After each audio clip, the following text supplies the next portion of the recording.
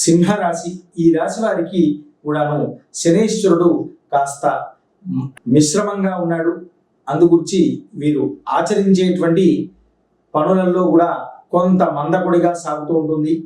చేపట్టబోయేటువంటి పనులలో ఆటంకాలు, ఇతరుల సహకారం తీసుకుంటే కానీ పనులు ముందుకు సాగనటువంటి పరిస్థితి ఉన్నది.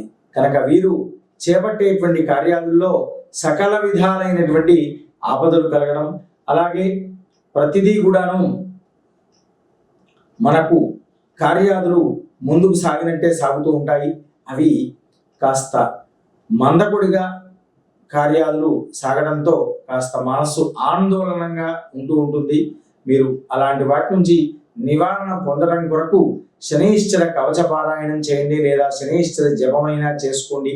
దానితో పాటుగా సంకష్టహరణ గణపతి స్తోత్ర పారాయణాన్ని ప్రతినిత్యము కూడా పఠించండి. దానితో మెరుగైనటువంటి ఫలితాలు పొందుతారు.